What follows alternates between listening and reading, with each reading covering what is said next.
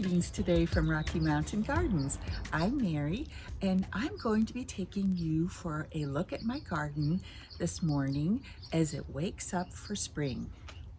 We're going to start with a look at some of my plants that are coming up.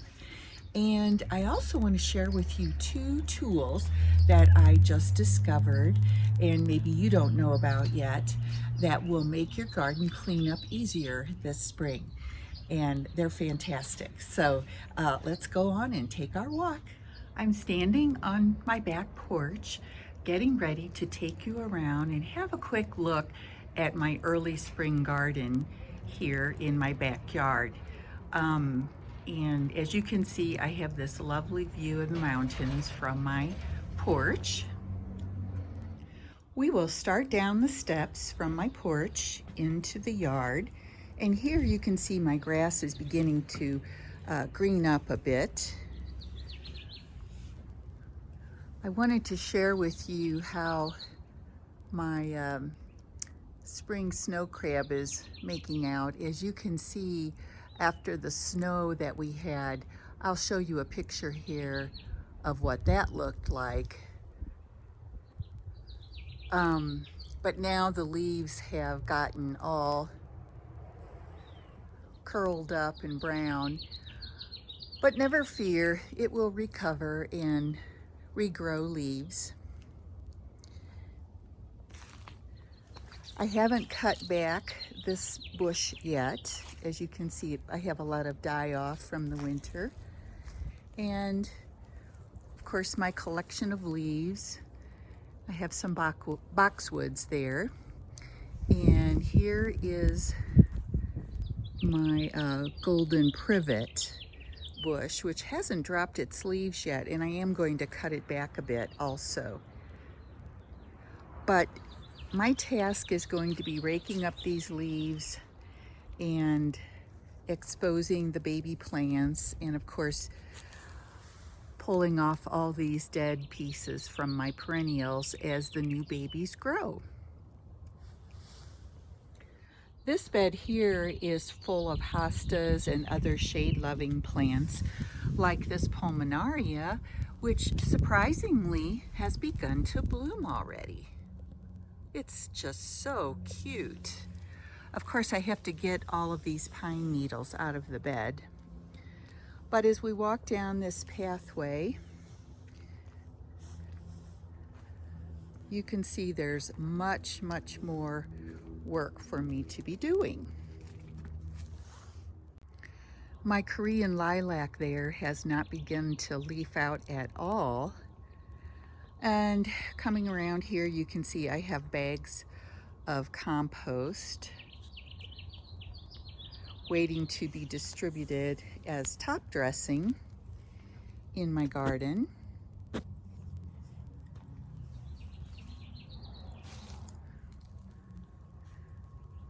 Here's a beautiful juniper called Gray Gleam.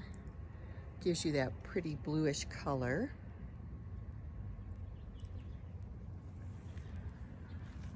Over here, my Jacob's ladder is just beginning to poke its little heads out and wake up. In this corner of my yard, I have been able to get in and clean up all of the dead plant debris, so it's looking nicer. And if we swing over here, here's another look at the composted dairy manure that I like to use. And here, next to this fence, I have planted several years ago Joe Pye weed, and I wanted to show you here. These are the dead stems from last year. You can hear kids playing, can't you?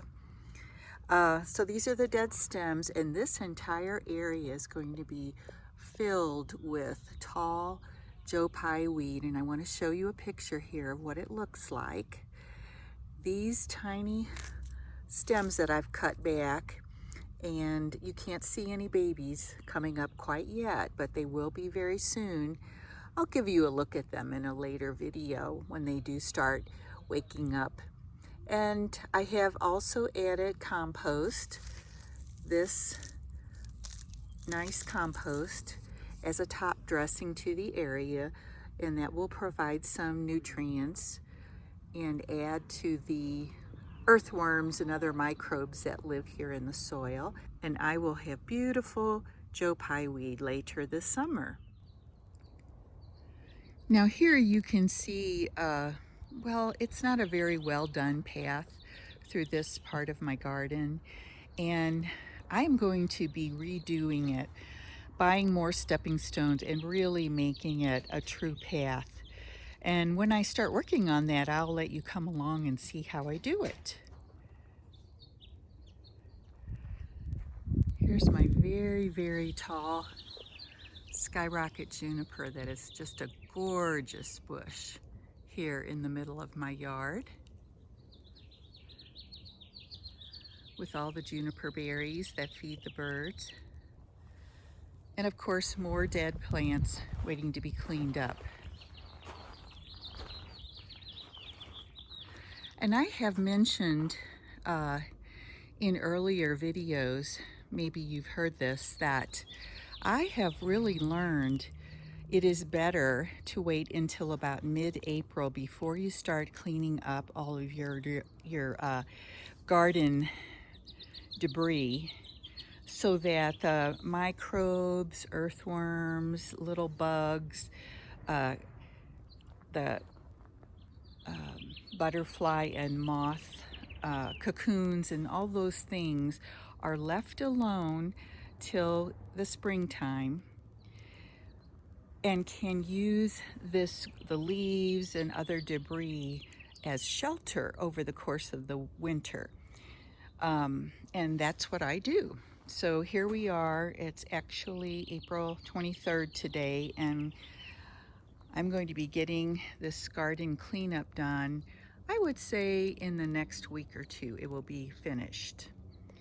And as my plants grow, get larger and more beautiful, you can see my irises here are coming up. In the background are these dead, oh my goodness, you know the name, oh, black-eyed Susans. Almost forgot the name for a moment. Anyway, I have lots of black-eyed Susans in here, and those plants that look half dead there are rose campion. Really beautiful pink flowers later in the summer. So I'll be back again to share that with you when things really start growing. And also in one of my next videos, I will be working on doing a demonstration of how I use my compost bin for creating compost for my garden. Now, my compost bin really doesn't make enough compost for my entire garden, which is why I have to buy bags of composted steer manure or dairy manure. And you can see I have a few more bags sitting there. But top dressing with compost is really, really an excellent way to create fertile soil for your garden.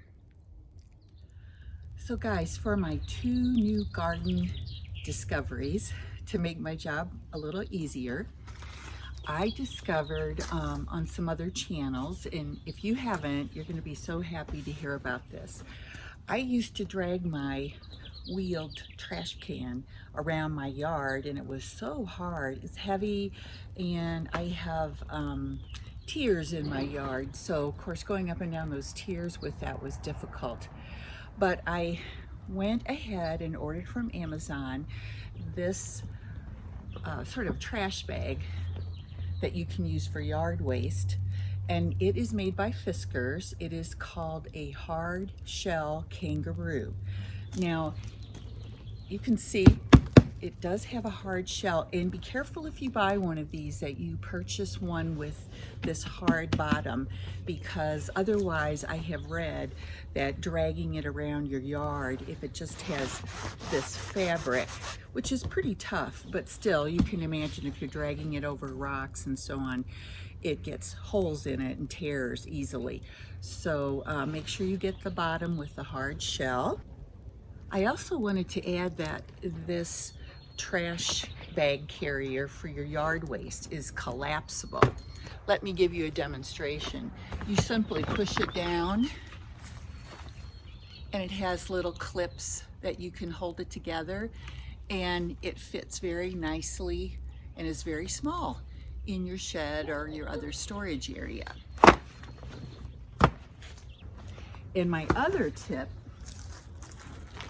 is to line it with a black trash bag, but be sure to buy the size that is 39 gallons, because the more common 30-gallon trash bag size will not fit in this. But I'm going to go ahead and put it on here, and then you can see how it fits perfectly and snugly.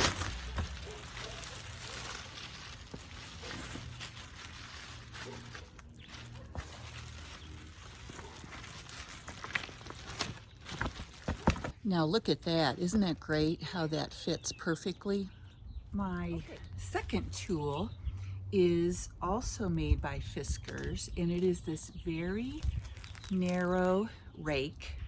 It's made of flexible plastic, and because it's so small, it is able, it's very lightweight too. The handle is made of aluminum, so you're not stressing your back just picking it up. And because it has this flexible and very small, narrow rake, it's fantastic. And let me show you here. So I said earlier I needed to get out all of the pine needles from this bed. And I can reach around and under my plants. When you have existing perennials and bushes in your garden, like I have a hosta right here that needs to be cut back, it simply cleans around the plant without destroying it.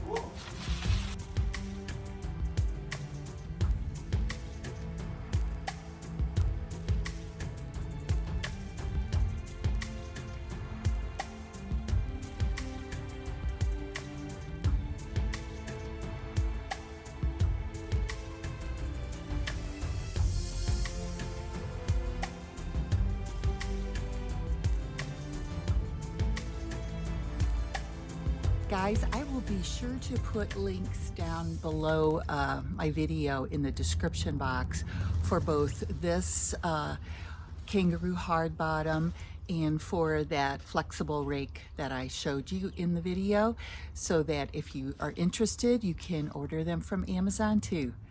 Well, I'm back and I'm standing under this beautiful pine tree here in my yard again. And I wanted to invite you to subscribe to my channel if you like what you see. We have both gardening, decor, cooking, crafts, anything to make your home full of welcoming hospitality. Can you hear the robins singing in my yard? They're quite loud this morning. And I really hope you enjoy your garden this year as well, and that I can share more ideas with you as the season goes on. So until next time, bye for now.